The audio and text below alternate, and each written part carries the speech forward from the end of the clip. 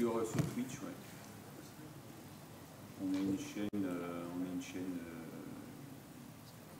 moi donc je suis le rédacteur en chef d'Aérobuzz, un site d'information aéronautique qui existe depuis très longtemps. Et on a créé il y a 1 an et demi une chaîne sur Twitch qui marche pas mal. On a vraiment beaucoup travaillé pour lancer un projet. Et du coup, j'ai proposé aux organisateurs, comme ils faisaient une captation vidéo, je leur ai dit, voilà, nous on peut la reprendre. Un live stream. Ouais, et là vous avez le chat. Super. Voilà. On entend des gens parler. Ben oui, bien sûr. On n'est pas muet. On les voit pas, mais par contre on voit le chat. Voilà. Alors, mais moi je vais les voir. Du moins, non, je ne vais pas les voir. Je vais les voir.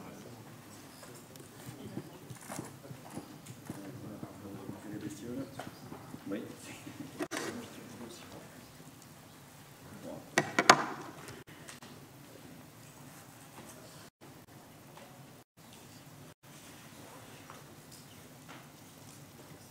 Donc là ça reste fixe, un peu l'image, il n'y a rien.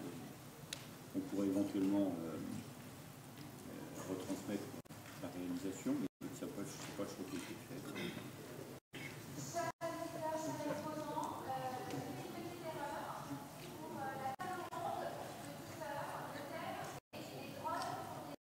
Qu'est-ce qu'elle avait annoncé?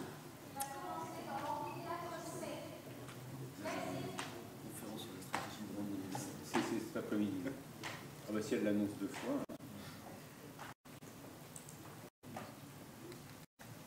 Alors.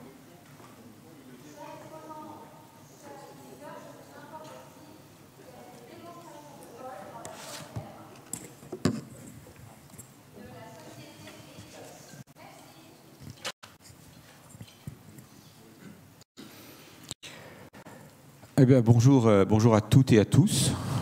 Good morning, everybody. As you can see, there's an empty seat, so if one of you is Charles Le Sire, please don't hesitate to come up here. Otherwise, if this seat is free, well then, you can come and sit here.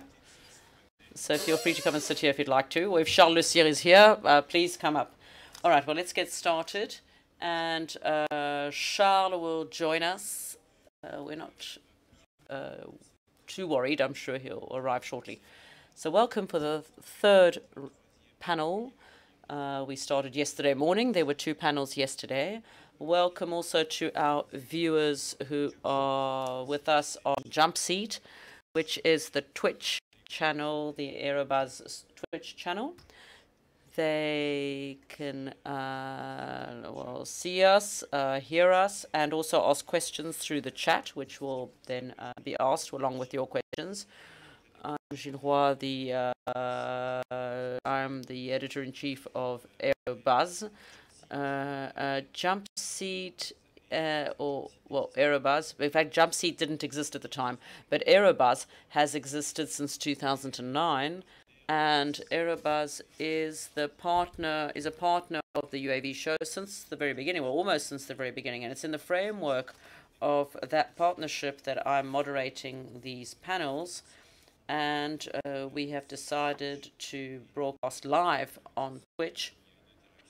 And it's interesting on Twitch because there's quite a strong interaction among all of us. So there's a direct live broadcast. And so not only is the live broadcast, but you'll be able to watch the replay.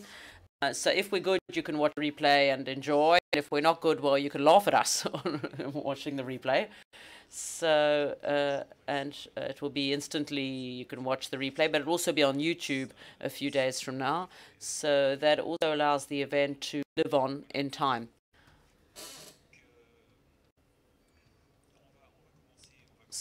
So we're going to start right away.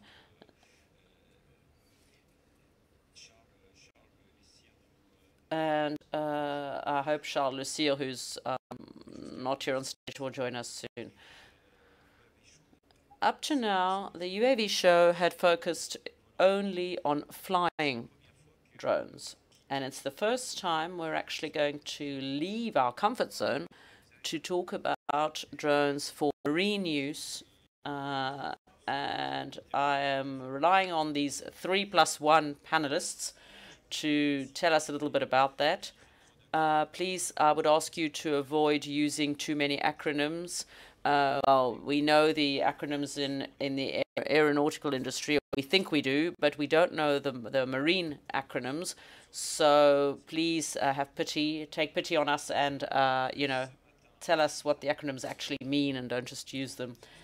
So we have 3+1 specialists. We have Alexandre Lukiewicz, who is the Director of Technological and Regulatory Development of the French Maritime Cluster. When we talk about a cluster, you'll see that it's not the same understanding as clusters in aeronautical terms, which are theme-based or regional.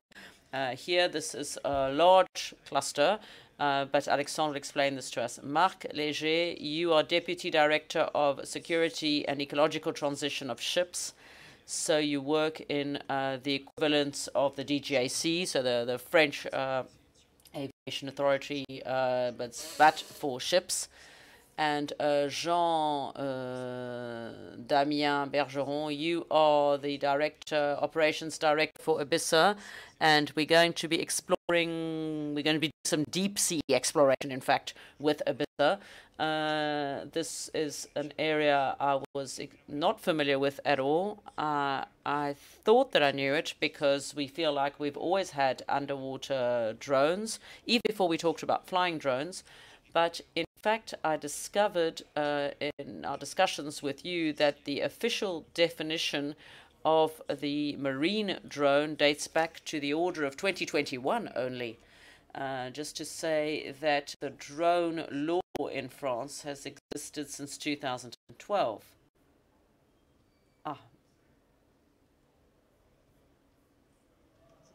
Good morning.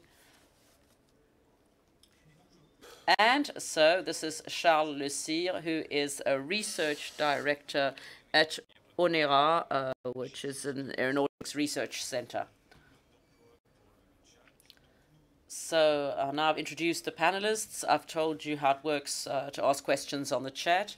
We will have a roundtable organized, a panel organized in two sequences. So first of all, we're going to explain what marine drones represent today. And in a second phase, we'll talk about the challenges. So at the end of the first part, you will, of course, have the opportunity to ask some questions. If during our discussions there's something that's you feel there's something that isn't clear, perhaps don't hesitate to let us know. There are not too many of us in the room, so don't hesitate to react, to interact. We're much more interesting and constructive. And then we have the chat, and you'll be able to ask questions. I'm going to start with you, Alexandre Lukiewicz. I was saying that you are the representative of the French Marine Cluster. So, well, you work, of course, your remit includes drones, but not only, of course. What is the French Maritime Cluster, and what do drones represent within that? Thank you very much, Gilles. Good morning, everybody. I'm thrilled to see you here. Some faces I'm already familiar, but and some of you I'll be meeting soon, and I'm delighted to do that. So I'm delighted to see that there's a live stream and there are messages coming in. So the French Maritime Cluster is the organization for and by professionals of the sea who represent and promote marine activities in France. The marine sector, or the marine industry, has many different forms. We have naval construction, we have harbors, we have yachting or harbors, we have fishing, we have scientific research, we have maritime transport. So all the professions related to the sea. All of this is in the same cluster? Absolutely. We are not a sector-based or a regional cluster. The French Maritime Cluster is a national body. We represent the marine industry in all its diversity, and we work with the French authorities. We have 18 maritime clusters in Europe. There's the European network of maritime clusters. We have a few clusters in other countries in the world. And in France, and we often forget to say this, in our French overseas territories, we have 8 maritime clusters: Saint-Pierre, Miquelon, Guadeloupe, Martinique, Guyane, French Guiana, Mayotte, and Reunion for the Indian Ocean, and in the Pacific, Polynesia and New Caledonia. So there's a network of maritime clusters that contributes to developing the maritime economy. But within these clusters, different families. You mentioned, for example, harbors on the one side, and builders, shipyards on the other hand, for example. Do they have their own representatives? Yes, in fact, there's a professional federation in each federation. So for shipyards, there is a professional federation. For its French harbors, for example, Port de France for the harbors. For fishing, it's the National Committee of Fisheries. So you can actually have a sector-based approach, but we group all of them. So we have 3 different colleges. We have the professional federations and the professional associations. A second college is all the companies, from the startup business to the large groups. And the third college is the chambers of industry and the local government authorities. And what do marine drones represent in the landscape? Marine drones is an important share because for us it's a topical issue, but also an issue for the future. We have 2 working groups currently working on themes related to autonomous systems. That's the way it's summed up. So we have a working group working on international regulatory issues on autonomous ships or remotely operated ships. We have another working group focusing on French regulations, innovation and developments we have regarding drones on the surface or deep sea underwater drones. So we have the USV. So yes, the DGAC I was talking about earlier is the General Directorate for Civil Aviation. We have the unmanned surface vehicles, and we have the UUVs, which are unmanned underwater vessels, and that we also call XLUV, which are very large ocean drones. We have small ones that are less than a meter in size, and we have some that are extremely large, up to 16 or even 20 meters, and they can go down very deep. So we have remotely operated drones, and some are entirely autonomous. We could talk about this later. Marc Léger, the regulatory definition of a drone, in fact, is extremely recent. It dates back to 2021 only. So what was the situation before? How long did it take to come up with this legislation and these regulations? And how did it work before? Were there no marine drones? Yes, thank you, and good morning, everybody. Just a word about our Directorate General for Fisheries and Aquaculture. So you see, we define all the acronyms. So as soon as we come up with an acronym, we will define it. We're going to try and do that for an hour and a half. So we are the marine equivalent of the Civil Aviation Directorate.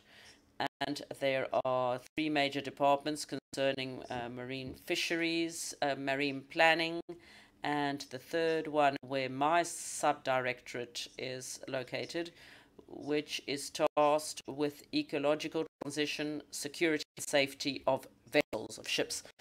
So we're tasked with regulation, with inspection of French ships, and also inspection of foreign ships, port control, which we do for foreign ships, so in French ports, all the negotiations internationally on this, and all the issues regarding prevention of pollution and greenhouse gas emissions. So we work with international bodies such as the International Maritime Organization, so we work on autonomous ships. and we're also working with the European authorities. So drones, before the order, the order of 2021 did not really have a legal status. And as has happened in many cases, industry is, of course, much quicker than the regulations. So when there is no regulation, often industry asks for a framework, for issues related to liability, to insurance. Of course, when there's too much regulation, we say there's too much, but in the first phase, often industry is asking for it for those reasons. And so we, with the maritime cluster, because we work hand in hand with them on these topics, so we then started working on texts, on legal provisions to serve as a framework for these activities. The decision was made to differentiate, there were two different types of devices. So the autonomous ship, there was already work in the International Maritime Organization on that. And then we have smaller vessels which are not covered by the international texts, but that also correspond to an industrial reality in France with projects that were developed, and there was some experimental work going on because all of this was allowed for experimental purposes with examination of technical applications and files on a case-by-case basis. So we created those two things. And the order that you were talking about was presented to the French Council of State, and there was no threshold, in fact, between the two categories. We said the implementing texts will discuss that, but in fact, the French Council of State said, the limit is 100 for a drone.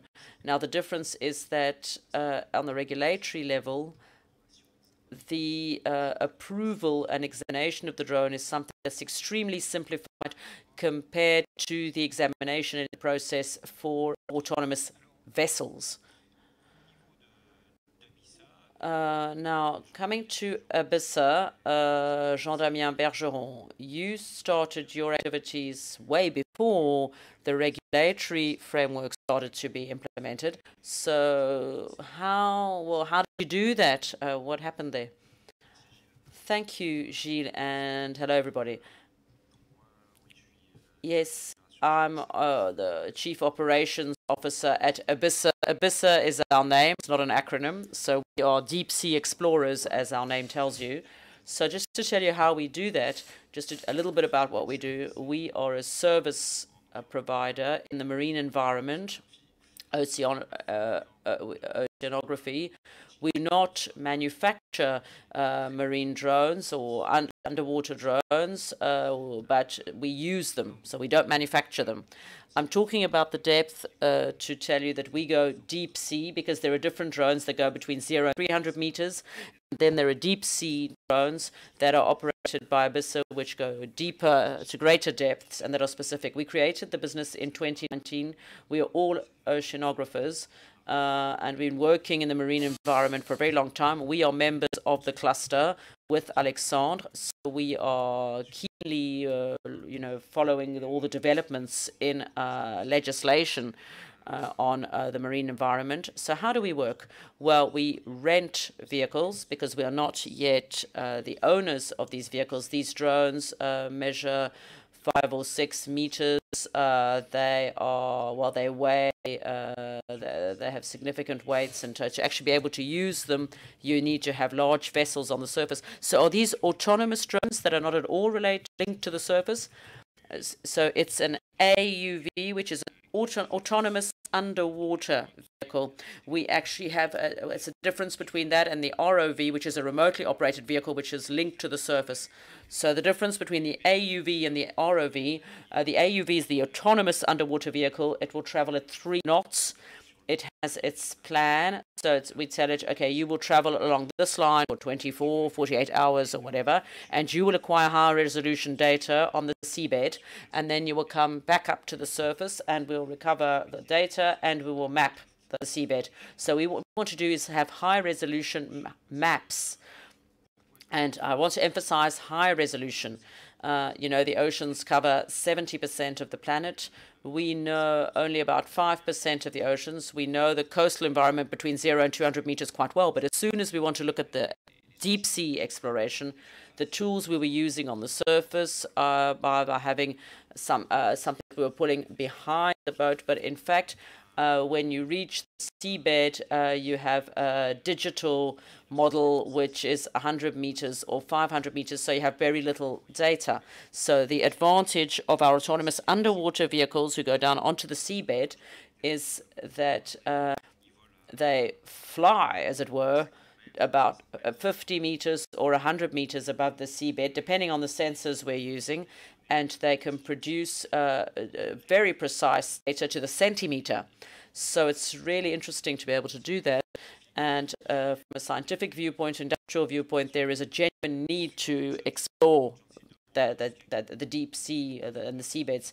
So how deep can they go? That's a question on the chat. Well, what Abyssa uses can go to 6,000 meters, 6,000 meter depth.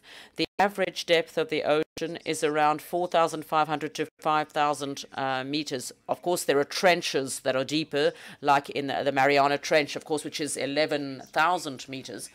But with 6,000 meters, we are going to be following 95% of all the oceans. How deep is the wreck of the Titanic? About 4,000, 4,500 meters deep. And is it a drone that took the first pictures of the Titanic? I think it was done with a ROV, which is a remotely operated vehicle. Well, the AUV drones can actually travel faster. The ROV will travel at less than 1 knot. It can go faster than that, but the whole point of the remote operated vehicle is to have static, to take samples, to take photographs, whereas the autonomous underwater vehicle can travel at 3 knots, and it can locate a target, and it can cover great distances. So there's a real methodology, which is a complementary approach between the autonomous underwater vehicle and the remotely operated vehicle. So have a mapping of the region to then see where the spots are where we actually want to go, and then we can send an ROV to actually take the pictures. The data that you collect with the autonomous drone, are those data kept in the drone, or are they sent live up to the surface vessel? That is a good thing, a good question. In fact, the data are kept in the vehicle, in the autonomous underwater vehicle. There are different types of vehicles. There are vehicles on the seabed. There are the French company of Echo Robotics, Exhale now. There's a Norwegian company, Kongsberg, who also makes these vehicles, and Telegan Davia, a company from Iceland, they make these deep sea drones. Now, the data acquired are kept in the vehicle, and some of these drones can then send data by acoustic transmission to the surface vehicle, but it's not in surface vessel, sorry, but it's not in real time. And the quality of the data that is sent to the surface vessel is not as good as if you collect it by downloading it directly from the vehicle. So it's for quality control, in fact, of the data acquired by the vehicle rather than having it in real time. However, the ROV, which is remotely operated from the surface, that will be direct because there's a cable. You can have it in the control room directly. Right, so Charles Le Cyr, the ONERA Research Center, is working on drones. We know ONERA, your aeronautical research center. We're familiar with what you do.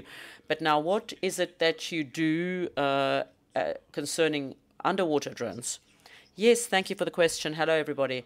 Yes, the ONERA Research Center has been working on underwater drones since the end of the 90s, in fact, for defense applications. So for the General Directorate of Armament, I'm just specifying the acronym, which is DGA. There's someone watching out for that on the.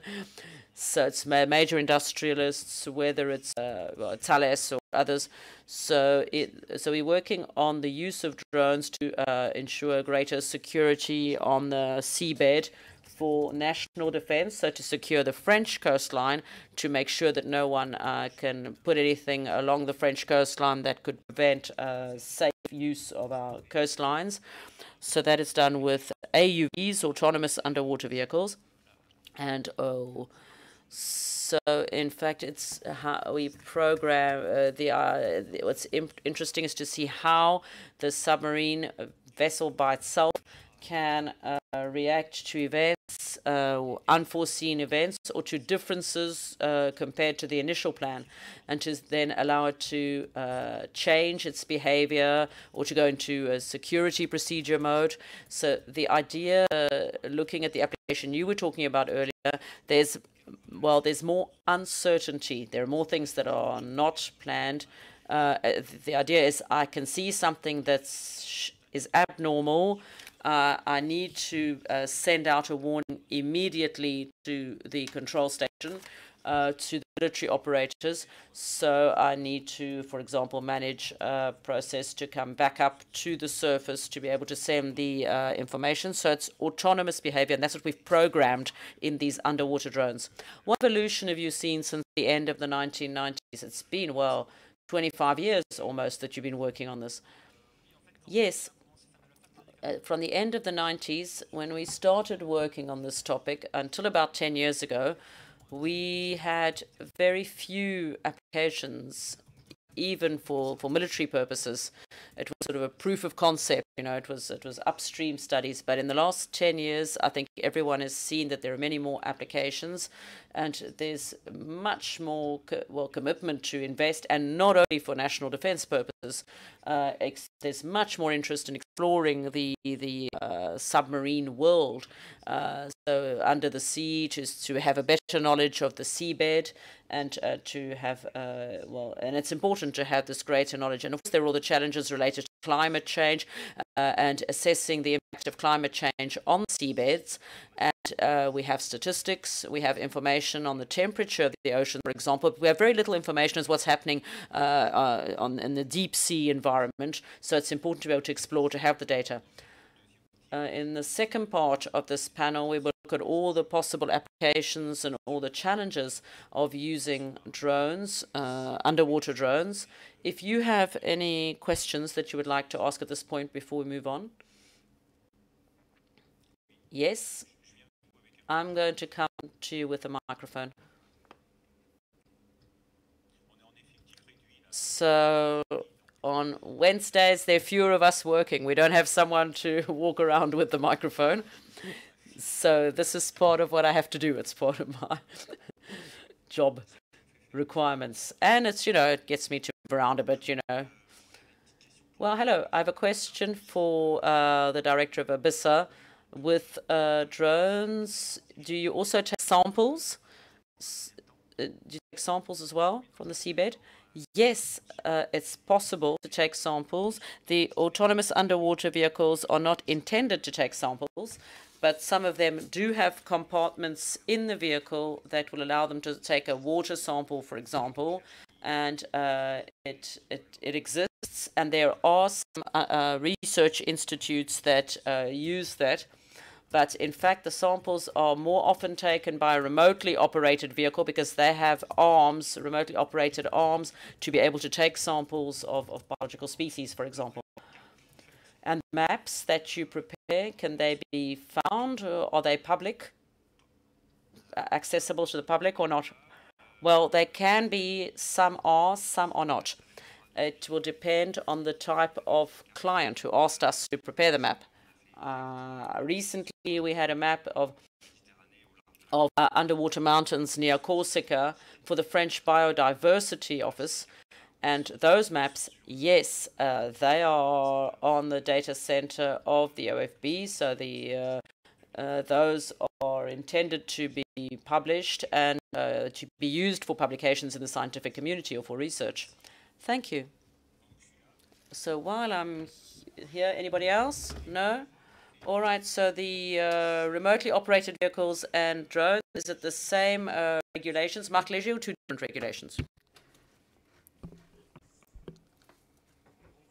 So a rover is not a drone, that's clear. They are always connected, wired, shall we say, to the actual mothership. So they're more considered to be an extension of a ship itself, or almost a tender to that ship or an annex of it. But it's not a drone. And it's for that reason that we got the feeling that rogue drones have always existed, but they were connected to the ship itself. So they're part of the ship, in fact. The fact that they've become autonomous, we've cut the umbilical cord, shall we say, that's when they became drones? Yeah. It's when this demand appeared and operations were done with these vehicles. And then there was a need to regulate them. So when they're always connected to the ship, there's no need for this, bearing in mind that the State Council put the threshold at 100, and there should be some legislation published towards the end of the year, at the latest early next year, where drones are defined as being autonomous vehicles that operate themselves, that cannot take passengers or freight. So it really is for research, for collecting data. They cannot be longer than 16 meters in length. No more than 300 kilojoules in terms of kinetic energy, and no faster than 20 knots. So those will be the rules in the future texts. Okay, thank you. So, before we move on, just to remind you, for those of you who are following us online on Jump Seat, we are here. You are watching, or you've joined us here on a live round table that's taking place here at the UAV show, at the drone show in Bordeaux, in France. And this morning we're talking specifically about marine drones with Alexandre Lukevic, who's the Director of Technological Development and Regulations at the Maritime Cluster in France. Charles Lessier, who's a Research Director on ERA. Marc Léger, we've just been listening to, who's the Deputy Director for Security and Ecological Transition. And Jean-Damien Bergeron from ABISA. So now we have had a look at the regulatory framework. Where I can see that it's not a great deal clearer than it was for aerial drones. There are lots still waiting, with things haven't happened yet. So in this, waiting for these regulations to be published and come out. So what are the perspectives? What are the markets as well that are opening to drones? Perhaps we could start with surface drones, or very low, reduced depth drones, should we say, those in shallow water. So yeah, we can differentiate between the two types of drones and vectors here. Jean-Damien was saying earlier, a drone can take any type of device and sensor, and these drones cannot take commercial freight, for example. Doesn't mean they can't take technical freight. So if we need to carry out inspection, for example, in a port with a drone, a diver that will carry out this inspection, will carry out this maintenance, surveillance, monitoring, can have a drone with them that will transport their technical equipment with them, for example. So this isn't merchant transport, but it is technical transport. So it is a vector. It's a machine that's going to carry with it. That's going to have onboarded sensors, etc. And just to take a few steps back regarding regulations, because you did bring something up, and you said things aren't very clear, or things are vague. We started working at the request of our members, including ABISA, who are here with us, looking at regulations since 2015.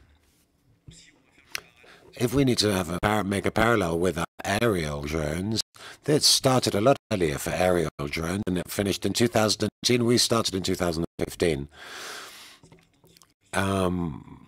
As Mark said, that there's a difference between an ROV and a drone.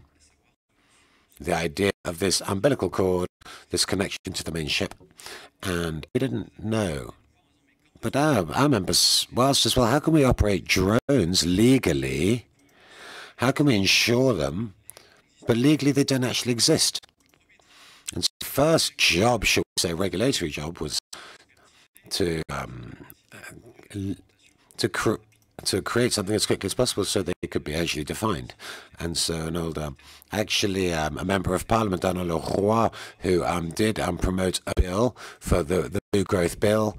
This was Article 85, if I can remember rightly, that does give it's just a foot in the door, shall we say, regulatorily speaking, to say that a drone is attended to a ship when it's controlled from a mothership. And so this limited the responsibility to this drone, limited the responsibility to drone. Second step, Mark mentioned this. So this was the mobility law with Article 137, which defined, allowed the experimentation with drones, with the validation of a technical file, both for autonomous ships that we won't talk about today and for drones. So manufacturers, operators, managers be able to carry out real-life experiments, and the operators as well, of course, be able to use their drones.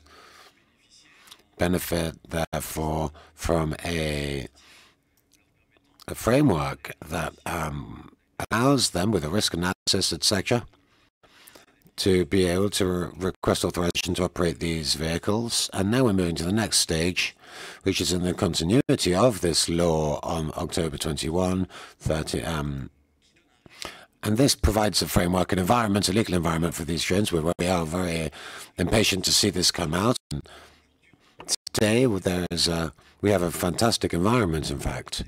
We have an ocean that covers 70% of the planet that we know very little about. Jean Damier reminded us of this just earlier.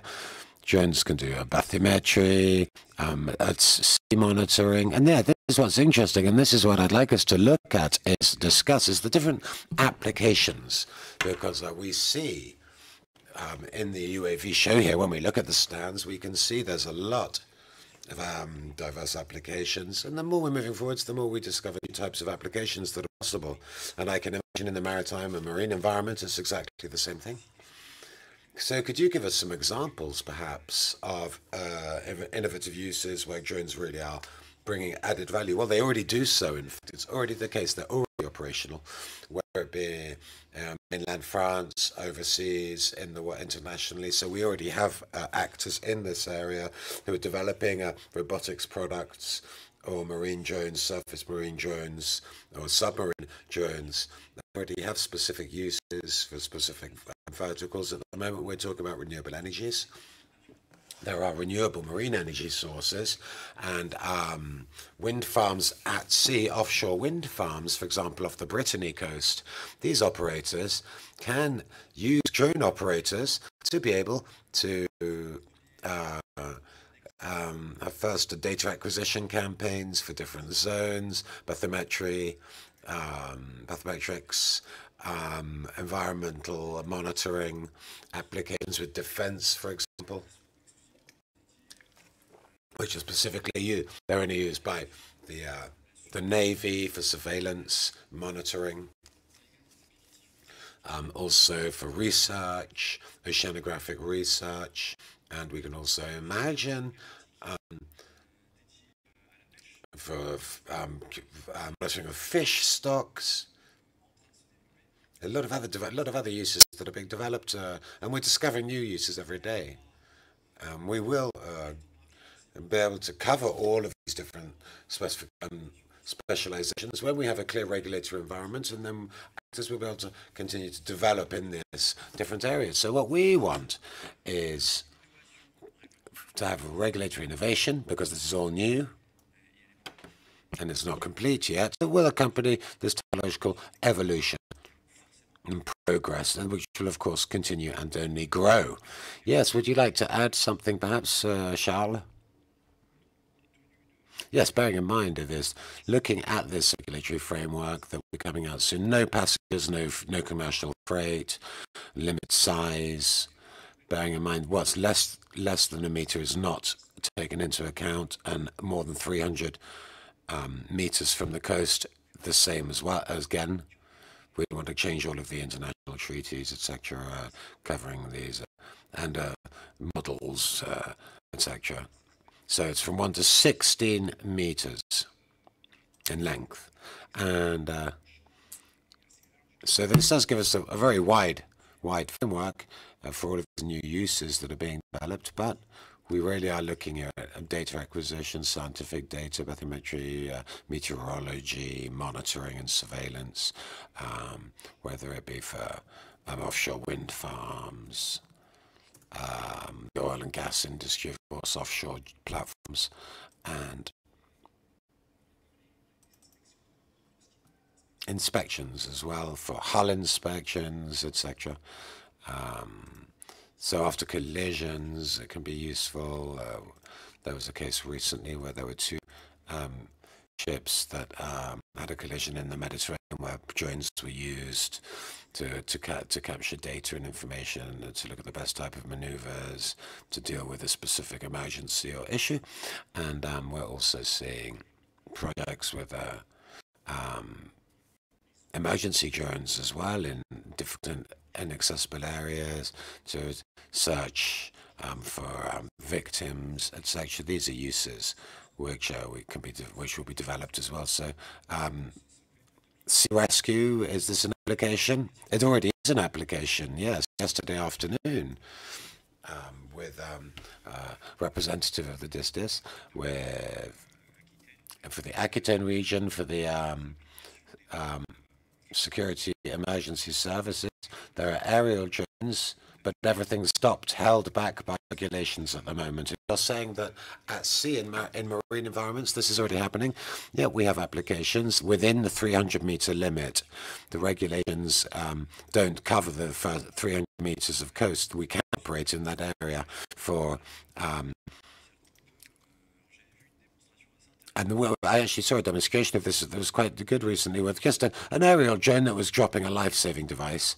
So somebody's thought it was a man overboard or person at sea. They can grab hold of that. So that's already useful. And there are life-saving teams are testing other solutions as well, with drones that are piloted from the beach, from the coast, or from a ship. And there's a small, it can almost look like a small inflatable with an aerojet, and it can be sent out to somebody at sea who can grab on and be brought back. There are autonomous drones that can actually go and look for the person who's in the water, and they can hook onto this, and then it will bring them back to the coast or the beach. So these are definite applications. Are these operational, or is it experimental, or is it operational? Technically speaking, it's operational, but it should continue to be tested by people going to sea and the emergency services. And once we're outside of the 300-meter zone, then we need to start thinking about regulation. What is this 300-meter limit you're talking about? It's the coastal strip where it's not considered the high seas, shall we say. It's coastal rather than ocean or sea. So local authorities can have authority over the first 300 meters. And the types of drones we're talking about here can go and find people, bring people back, somebody swimming difficulty within this 300-meter limit. And perhaps a brief compliment regarding this and distances from the coastline, and what are the applications for submarine drones in terms of distances. We were talking about 300-meter limit, and then there's the exclusive economic zones, which go up to 200 nautical miles. Drones. So what's this zone? This exclusive zone. So these exclusive economic zones are this is the maritime zone that belongs to a state. Is this the same as territorial waters? You have territorial waters. You've got the 300 meters, and between 300 meters and 12 miles, nautical miles, that's territorial waters. And then afterwards, it goes out to 200 nautical miles. And these are the exclusive economic zones where states have, neighboring states, etc., have rights in terms of their exploitation of the resources and the seabed, fishing, drilling. But other ships are still entitled to go into these waters, apart, of course, from fishing and drilling. And that's not the case in the 12 nautical miles, where it really is French territorial waters, for example, here. And then beyond there, it's high seas, and that's everybody's. Or it's everybody's and nobody's. And there are regulations that are being developed around the high seas as well. So there's some real challenges, there's some real things here around the high seas, yes, and this is what we're looking at, and that's why I think it was worth just clarifying in terms of coastal distances, because either we're walking in the economic waters, and then afterwards it's the IUFM, and that's the International Authority of Seabed Authority, and they deliver exploration licenses to different countries to be able to go and work in international waters, and there are permits for the Pacific, and some along in the Atlantic, Mediterranean, Atlantic, etc. And so this means for us to be able to operate our drones in these waters, that can be it can be this authority that will deliver the permits or the licenses for this, because the regulations that specific to drones, this is international. Yes. Is there international regulation on drones? Does that exist? No.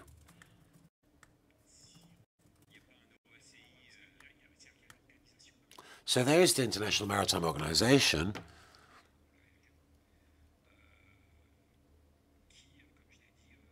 And as I said earlier, that works. There's a working group looking at developing, we hope for 2025-2026, a code for autonomous ships. But it won't deal with small devices and drones that we're talking about here, for example, with the French regulations. The International Maritime Authority generally looks at more than 500 50-meter and more ships. So all of these questions regarding these smaller vehicles and marine drones are being dealt with on a European level. The Commission's starting to look at this, because the International Maritime Authority is as well. But we don't have specific international rules regarding maritime drones. And this is perhaps where we can talk about France, because generally when there's a new idea that comes out, the French make a business, the Chinese stop it, and the French regulate it. Here, we have a central administration in this case, which allows industry to develop these solutions in France, overseas, and for export. And some French companies are really taking excellent market share with the products they're developing. But we have regulatory innovation as well, and we're lucky enough to have this regulation that is coming with other countries that are looking at us. So, for example, the English have the British, our friends, the British have a lot of problems with these questions. The Spanish and the Portuguese are starting to work on this. They have a test platform in France. We've got several test platforms. There's one in Brest in the Brittany area, which allows for sea testing. We've got a lot of very good positive elements around us, some regulations that are developing and supporting industry for the implementation of these devices and drones. And therefore, we're looking at what's happening internationally. And we're also looking at what's taking place in Europe. And here we are lucky enough to have a very good administrative posture, shall we say, which is allowing us to develop and progress in this area. The European framework we'll talk about. We saw what happened with aerial drones. National regulations, then European consultation, directives, and then a transposition of these European directives to national laws. But let's be careful with this. We need to be attentive, because even if there are regulatory elements which should be applicable in other states, other European states, in terms of navigation in international waters, Mark said, there's Maritime Autonomous Ships Group that is working on this question, most notably for a new framework that will be applicable in 2025 and become law in 2028. With regards to drones, there's nothing at all. We have drones that are at sea, in international waters. I won't name any specific competitor that's doing this, but there's no law, there's no regulation around this in the high seas for these vehicles. And they're at sea, they're operational. Yes, they're carrying out missions. International waters, either the state where the ship is recorded will have it, or it can be considered a sub-ship of that, or alternatively it can just be considered to be a leisure vehicle. Ibiza drones, when you're at sea, in the high seas, in international waters, what regulatory framework are you working under? Well, our drones need to remain close to a surface ship. They're autonomous, but we don't let them go too far away because we communicate with, there's acoustic communications with the surface ship to reposition the drones to be sure that the data we're acquiring is exactly what we want. So we're completely subject to the surface ship. So that's how you resolve that question, regulatory question. We haven't resolved this question. We talked with Mark and Alexander about this. And the drone will have a number, an immatriculation, an ID number, and it will be affiliated to the surface ship normally. In our case, we're renting vehicles, so perhaps the vehicle will have its own identification as well. It's French, it's foreign. That's another challenge, raises other questions. So it's all of these subjects that we're looking at the moment and trying to find solutions to. But coming back to Ibiza, we're always near the surface ship.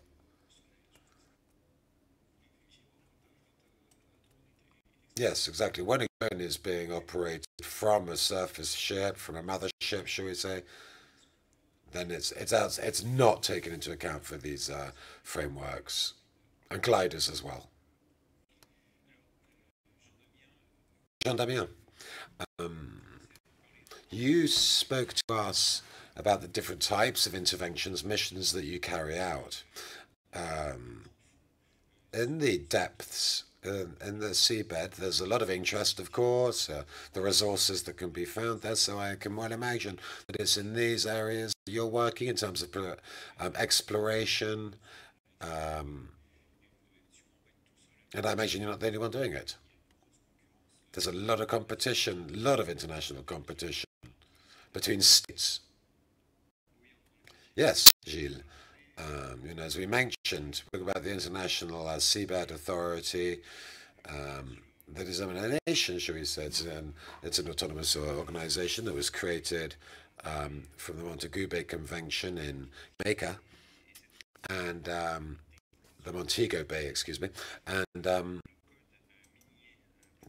the mining regulations for the exploration and exploitation of minerals and seabed minerals.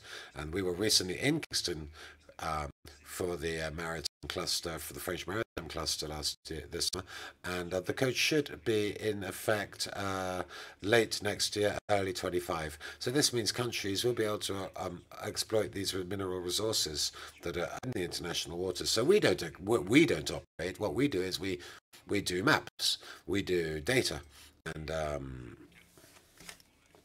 so next year we should be able, with our French permit that's managed by Ifremer here in France, the French authority, to do an inventory of these different resources that can be found. So how does a mission literally take place? What happens? How long does it last? How long do you stay at sea, etc.? So how does it happen?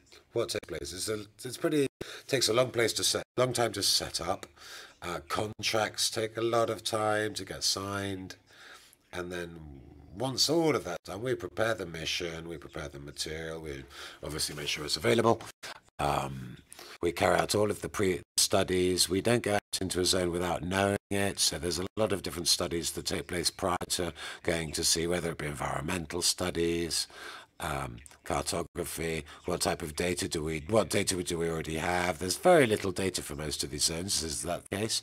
Yes, very little data, but whatever we can find, we need it so we can develop our first flight plans for our drones. So we carry out these studies, then we get the material to the ports where we'll be sailing from, and next we can go to sea, which can be very variable durations. It can be a few weeks, a month and a half. It really does depend on what type of ship we're boarding and the resources we have to stay at sea. So the drone itself, how long is its mission, shall we say? Depends on the vehicle. Some can be at sea for up to 50 hours without coming back up. That's when everything is going perfectly. And but they have security settings, etc. What energy are they using? Yeah, batteries. No, it's not. Yeah, there's not combustion engine. They could stay 50 hours under sea, but it does depend on the sensors that we're using. If all of the sensors are being used, of course, then it will have lower, shorter autonomy. And now looking at the seabed, you can follow this. Your drones follow this. They track the seabed, do they? You'll map this up, and then it follows the seabed. And what sort of depths are we talking about here, or altitude from the seabed? So what we'll do first is we'll have a very limited knowledge of the zone. So we don't go too close to the seabed. You say fly, do you? Okay, yeah, we say fly. Yep, we fly, and yeah, so we'll fly at 50, 80, 100 meters altitude from the seabed, and that we're able to do a bathymetric mapping of that zone, and then we will get closer to the seabed, maybe 15, 20 meters, where we'll be able to have a lateral sonar, and we'll be able to start picking up data. We'll see it's rock, it's sand, etc. And then once we've collected this information, then we can start flying at 4 or 5 meters to do optical imaging. And we need to be very close, of course, because if we're too high, we can't see anything at all. And depends on the turbidity of the water, of course, visibility. So it's a multi-level approach, we call this, to ensure that the vehicle is operating in secure conditions. Because if it's flat, it's great. But if it's not, there can be if you're going along at 3 knots, you're 5 meters. If you come to an obstacle, the time you're missing that obstacle, if you get too close, getting too close, then it will stop. It'll send an alarm, and then it will start lifting, or it will move to another zone that's pre-programmed in advance, for example. So the intelligence AI in this context is it's very valuable, and it really is an innovation that's progressed very fast for us. And so yes, looking at innovations and those that you're working on that will allow us to optimize these missions. So this collective information, then of course you generate a map. Who owns this map? Is it your customers? Yeah, it is owned by the customer. Is the data public? So that was for the Corsica National Marine Park. So that remains public, of course, an inventory of the underwater environment, subaquatic environment here. But when it is, it's a cabling company, for example, they're paying for this, and they want to lay some underwater cables. Then obviously that data will be owned by them. Maybe some of that data will then become public, maybe not. If it's for the military, for the navy, etc., for finding missiles in the seabed, etc., then of course you can well imagine that data is not public. And the cables you're talking about, this is a market that is developing very strongly. Yes, absolutely, very strong growth. Abisa is working on this, and we should be developing maps, for Pacific under subsea cables. And then the one we discussed as well is renewable marine energy. We were talking about marine sea wind farms, but more acronyms as well. So water air conditioning. So the idea is to have a pipe at great depth by the coast that will pump 3-4 degree water, pump it fast up to the surface to be used as a coolant and for air conditioning, for example, without consuming energy. So to lay the pipes out here as well, and they need to have a good understanding of the seabed here, conditions as well, topography. So there could be inventory, it could be the military. There are many different scenarios in which they could be used. So once the cable is actually there, what about the maintenance, servicing and inspection? Is that also part of what you do? Yes, it can be part of what we do. We do that. The autonomous underwater vehicles are actually made for that, to be able to monitor the pipes underwater on their whole length. So they have intelligence, and when they see something that's, an anomaly, a discrepancy, well, they can target that, and that makes it possible to do the monitoring more specifically there.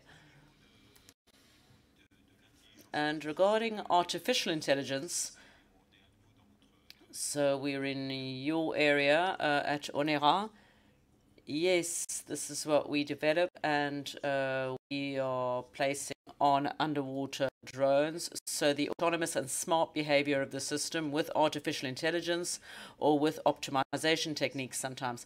So what we're doing is trying to make sure that the drone is capable of reacting to the different environments, so breakdowns, so the observations that are going to be made.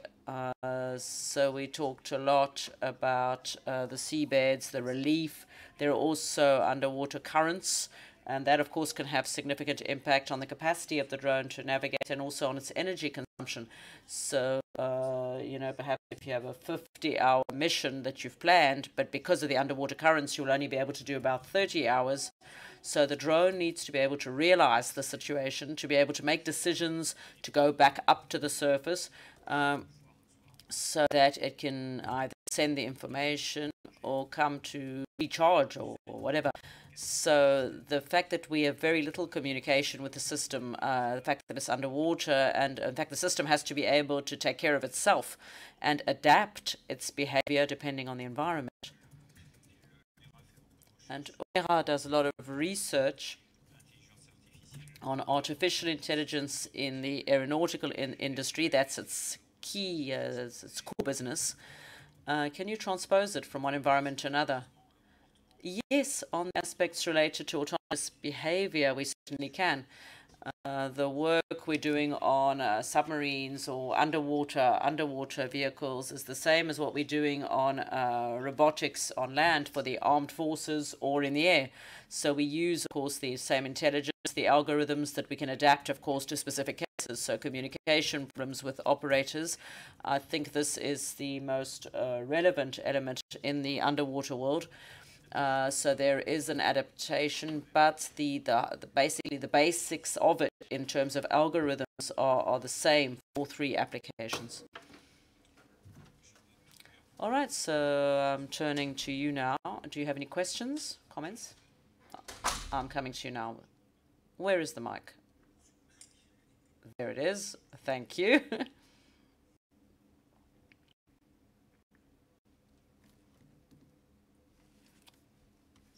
Thank you. Hello, François Macias from Dev Consulting. Just a question about the complementarity between air drones and underwater drones. What are the complementary approaches possible? How could we use them together? How can they be complementary? What sort of synergy can you have in terms of data transmission? So how can they be complementary to each other is the question.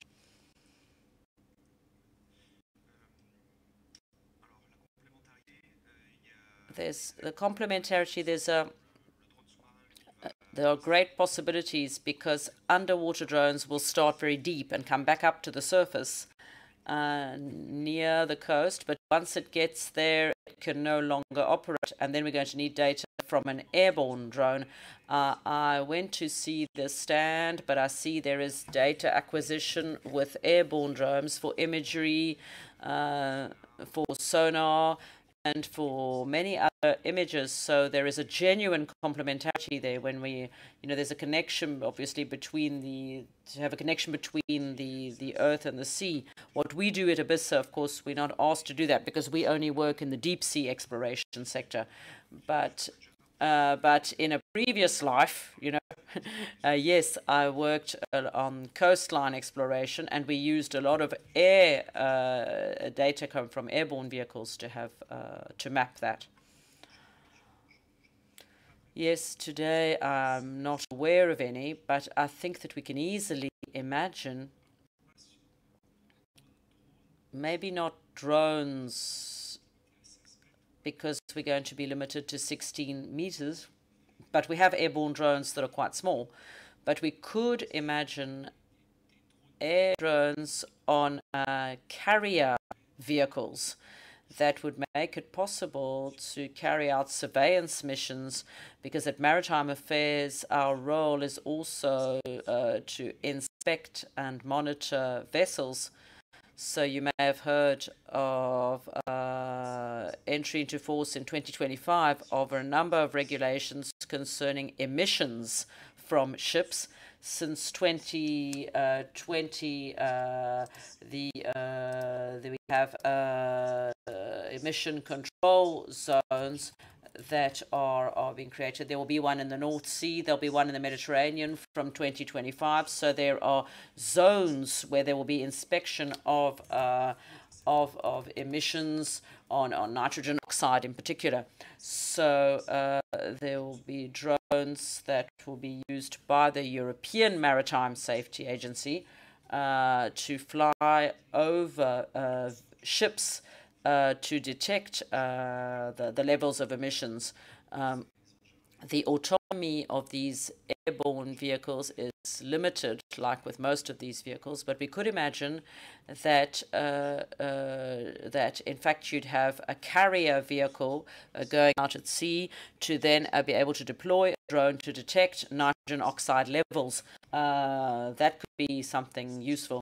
And in the same sort of idea, and we've said this, there are a number of wind farms that are being built off the coast. It could be floating offshore farms in the future as well. So we're going to have to inspect these floating wind farms. There'll be a physical inspection, of course, but I think that there will probably be, for issues to save time and money, the first part of the inspection might be by air drones. And here, well, rather than having the air drone flying back and forth, it could be deployed from a floating or an autonomous floating vehicle, for example. Yes, as a compliment, maybe recently you heard about, heard about the Naval Innovation Days organized by Naval Group, and it's in the defense sector. And you see that in defense vehicles, the air drone is complementary to the surface drone, to the submarine drone, to the underwater drone. So the information that is collected underwater can be sent acoustically to a surface drone, and then it can be sent forwarded to an air drone. So you can have a continuity of information. And in all the defense-related aspects, you can have use underwater, on the surface, and in the air. In terms of data, it could be additional complementary information thanks to the aerial drone. And you can also have an autonomous vessel, in fact, as was mentioned earlier, where you could have the vehicle, carried by that autonomous vehicle and then, deployed to use for its operation. Now, I see the question on the chat, on the live Twitch chat. A drone can be sent today mainly manually. So there is a supervisor, a mission leader, who will decide to send the drone from a vessel or from land, or who can program a mission for the drone to leave on its own from the vessel or from land. But the drone cannot make the decision to leave by itself. The drone can do it on a test phase. It's sea rescue operations, for example. because I think, the question was, could the drone decide to leave by itself, trigger its own departure for sea rescue operations? If the artificial intelligence is able to understand that someone is experiencing difficulties in the water, the drone would be able to take off by itself. But today, in the current state of events, of affairs, a drone is supervised, so it can leave on its own from a quay or from a ship, and it can be recovered automatically or recovered by a person at sea or on land. There are systems which are called LARS, which is a launch and recovery system, which makes it possible to recover these drones automatically. They come and they're plugged onto a device, which will then bring it back up to the vessel or bring it back up on land on the quay. That is a complete answer, and I think we'll have even more information now. Yes, just quickly. No, we have time. No rush, no rush. You can explain. We had a research program at Oneha a few years ago where we used this complementary approach. The scenario was a fictional scenario of a ship that was, it was wrecked at sea, and there was, it's a fictional scenario with oil leaking from the vessel. Of course, that's fictional, it never happens.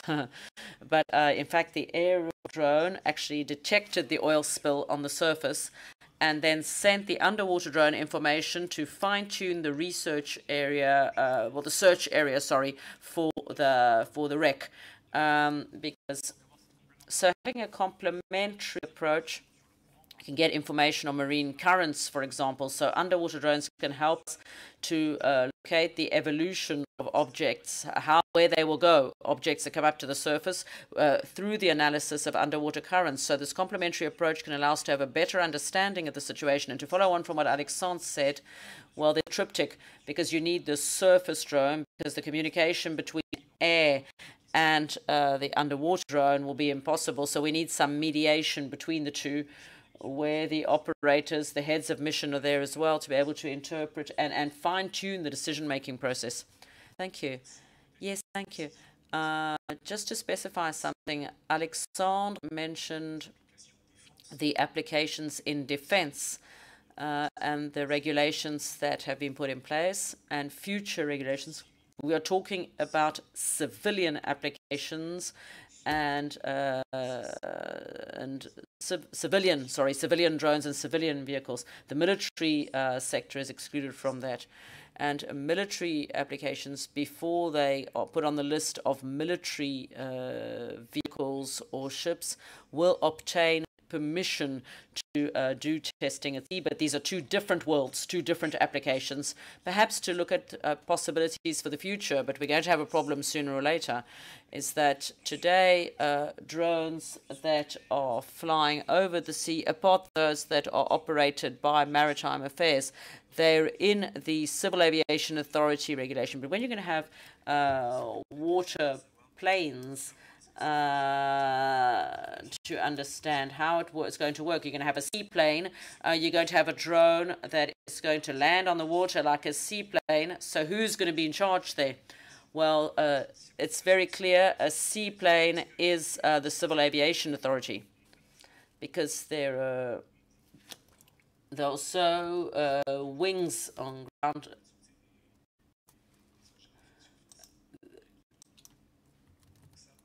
These are smaller items, but it remains maritime. The wings on ground, though, craft remain, well, some of them remain maritime. It depends. What about the black box?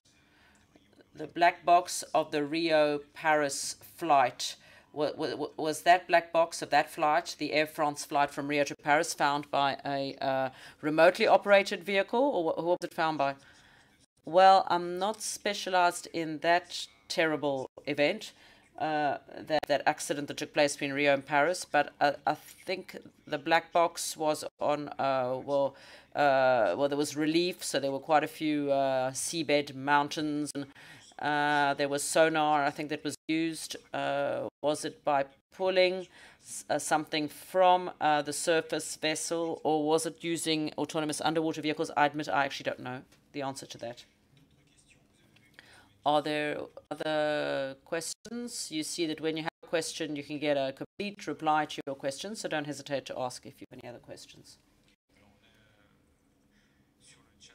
On the chat, we have Franck, who is coming back to the seaplane question. In manned version, a seaplane is an aircraft, but they're considered as boats once they have landed. It's a statement, it's not a question. Well, a seaplane is a plane that can land on water, whether it's maritime or not. Actually, it can also be freshwater, and it's part of the air regulations. But when it is on the sea or taking off from the seaplane has to comply with maritime regulations as well. Generally, this is done in places that are regulated beforehand. So whether they're doing it in a place where there are no regulations, there are a number of conventions that plan the behavior, but the seaplanes are not inspected by the maritime authorities. They're inspected by the civil aviation authorities in the different countries. Okay, thank you, Franck. I have a question for you, all of you. So you are here to participate in a UAV show and talking about airborne drones. And here you are listening to a panel on maritime or marine uses. Why are you here? If we're at the beginning of the afternoon, I would say maybe because the seats are very comfortable, but now it's in the morning. So why are you here? What was your idea when you came here to listen to a panel on drones for maritime use? Who is brave enough to answer the question? Ah, thank you, thank you. Because if you don't know why you came, or okay, we'll find out why you came. So thank you. Yes.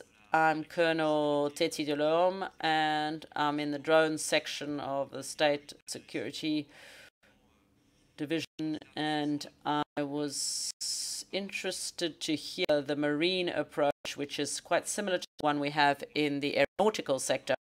I was quite interested in hearing about that and the connection of possible uses between underwater drones and airborne drones. So that is what I was interested in, and also to see the future prospect for development, bearing in mind that we have the same questions regarding regulations, in particular concerning how you identify state or government aeronautical devices and civilian and the civilian sectors. So, you know, we need to identify that. We need to identify synergies and compatibility while presenting the specificities of the aeronautics industry. But I see there's also a discussion on the marine part. Yes, on civilian regulations which are currently underway, which exclude military drones, but they do not exclude government drones. They're two different things there. So the military vessel is actually included in international conventions. Government ships can be included, but in France right now that's not the case. You know, for example, ships that belong to customs or to maritime affairs, they are civilian vessels with civilian certificates. We could have chosen the other option, but that's not what was done. So customs, for example, is civilian. But talking about government, we're talking about government authorities other than the military. If I'm hearing right, sorry, the gentleman doesn't have a microphone. Anybody else would like to comment on that at this point? No? Oh, thank you. I can throw it to you, catch. No. All right. No, let's not take any risks. I'm not even sure we're insured for this, so let's not throw microphones around. Well, as far as I'm concerned, I've been convinced for at least 10 years, and you've given us some information that confirms what I'm saying now. Confirm the complementary approach between underwater and airborne drones. And in the marine environment, I was thinking, well, in fact, in terms of regulation, we've made more progress, but we're still almost suffering from it now. Sorry, in airborne, there's less regulation, whereas for maritime, for the marine context, you have information that's required for industrialists to open up markets. So we're not talking about the impediments of regulation here. We're actually talking about the opportunities that will be offered by regulations. So that's where I see, I observe that there's a difference because regulations are more advanced in the marine environment. But what I've observed is that the complementarity between the different environments, and I think that with the advent of urban air mobility, before mobility will be urban, it will be in desert areas, more isolated areas, or over the sea, because there is a more flexibility allowed in terms of mobility over the sea. On the other hand, I think that the fact that you could use a vehicle, an airborne vehicle, to travel with equipment or with medication, that is definitely going to be useful, and it will cater to a need. And I think that in France, we're not doing too badly. Yes, to deliver medication for sailors, for example, using airborne drones, of course, that is used already. It works quite well, in fact. We have the Medical Consultation Center, the Maritime Medical Consultation Center, which is based in Toulouse, in fact, which can guide people who are at sea, sailors in particular, for remote medicine, but actually delivering prescription medication, well, that can only be done with air vehicles. They can be surface vehicles as well. But technically today, it is the airborne vehicle that is playing the key role in that area. Regarding the complementarity between air and underwater, what we're interested in and now in terms of our forward-looking thinking is the training aspect. We haven't really talked about training. Perhaps we'll be able to continue the discussion on that. You know, when we started looking is how did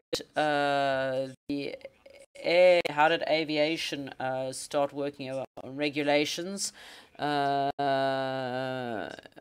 thought about the relevance of adapting that to the marine environment, and we're still working on that. I think we haven't yet finished that process, so we're still focusing on that, on the training issue. But there are jobs as well. There'll be jobs for the industrial sector, on design, building, construction, commissioning, and marketing of vehicles, but also for operators, service providers, those who are going to be operating these drones, whether it's on the surface or under the water. And what was said earlier, Jean-Damien said this, today surface or underwater drones have two types of propulsion, thermal or electric.